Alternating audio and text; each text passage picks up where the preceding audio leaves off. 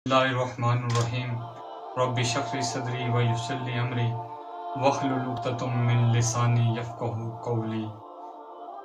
अस्सलाम वालेकुम नाज़रीन, आज हम बात करेंगे कि मुसलमान क्यों ज़वाल का शिकार हैं, क्यों ये पिसे हुए हैं, क्यों इतनी बड़ी मुसलमानों की एक आबादी होने के बावजूद अगर दुनिया में देखा जाए तो 1 करोड़ 20 लाख से ज़ायद मुसलमान होंगे, लेकिन उसके बावजूद इन पर जुल्म और ज़्यादती क्यों हो रही है।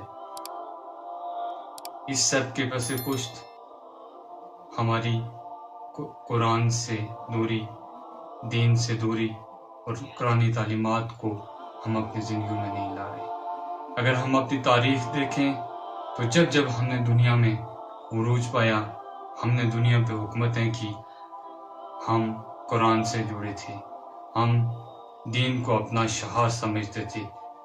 दीन जब भी हमारी ज़िंदगी में आया हमने उरूज पाया, और जब भी हमने दीन से दूरी की, हमारी ज़िंदगी में आराम व आज़ाश आया, हम बड़े बड़े महलों में रहने को तरजीह देने लगे तो हम पर ज़वाल आया, हम नाकाम हुए, हम नामुराद हुए। अगर देखा जाए तो आज हमारे मुल्क में लोग मगरब की मिसालें देते हैं, लेकिन मगरबी तहज़ीब खुद तबाही के दाने पर है। अगर मगरबी तहज़ीब तरक्की करती तो आज ये दुनिया अमन का गवारा होती, लेकिन पूरी दुनिया में एक बेचैनी पाई जा रही है, जंग के खौफ हैं। मगरबी तहज़ीब कोई हल नहीं है। हमारे पास एक ऐसा रोल मॉडल है जिनकी सुन्नतों पर हम चलेंगे तो यकीनन हमारी कामयाबी है। उससे बड़ी कामयाबी दुनिया में किसी ने अचीव नहीं की। कायनात के सबसे कामयाब तरीन हमारे आकाए दो जहां हज़रत मोहम्मद सल्लल्लाहु अलैहि वसल्लम हैं। उनसे ज़्यादा कामयाबी किसी ने नहीं हासिल की। मदीने की रियासत की बुनियाद रखी, जब जिस माशरे में पैदा हुए वहाँ पे आप देखें कैसे लोग थे, इंतहाई जालिम जाबर, अपनी बच्चियों तक जिंदा दरगुरो कर दे। इस तहजीब को मेरे नबी पाक सल्लल्लाहु अलैहि वसल्लम ने 23 साल की मेहनत में ऐसा चेंज किया कि वो दुनिया के महज़ब लोग बने। आज हम क्यों दूसरों के पीछे चलें, जब हमें अपनी मंजिल का पता है, हमें ये भी पता है कि हमारी कामयाबी किस में रखी हुई है, तो क्यों हम उस रास्ते पर नहीं चल रहे हैं। हमारी कामयाबी सिर्फ और सिर्फ कुरान और नबी पाक सल्लल्लाहु अलैहि वसल्लम हमारे रोल मॉडल होंगे, वो रास्ता बता रहे हैं, उस रास्ते पर चलेंगे हमारी कामयाबी होगी। कहलाने के तो हम इंसान लायक नहीं, वो बने करते हैं मुसलमान। अगर मैं अपने मुल्क पाकिस्तान की बात करूं तो पाकिस्तान आज किस पोजीशन में खड़ा है, कशकोल लेके घूम रहा है। इसे दुनिया की इस्लामी ममालिक की सरबराही करनी थी, लेकिन आज ये बेकारी बन चुका है। और बेकारी की इज्जत क्या होती है ये आप और मैं जानते हैं कि बेकारी की क्या हैसियत होती है, उसकी बात कैसे सुनी जाती है।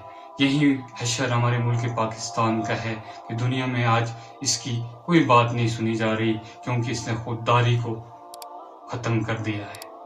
कौमें माशी तबाही से नहीं तबाह होती, कौमें अखलाकी तौर पर जब तबाह होती हैं तो कौमें तबाह होती हैं।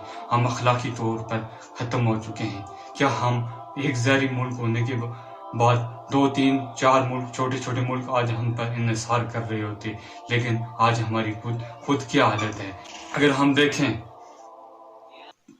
कि हमारी 24 करोड़ आवाम को लाख होंगे या 1.5 लाख लोग होंगे, सारी दौलत इन्होंने जमा की हुई है और यही दौलत को बाहर भेजी जा रही है। कोई यहाँ पे जमा की हुई है, मुल्क गरीब नहीं है, इसको कर्ज लेके लूटा गया है।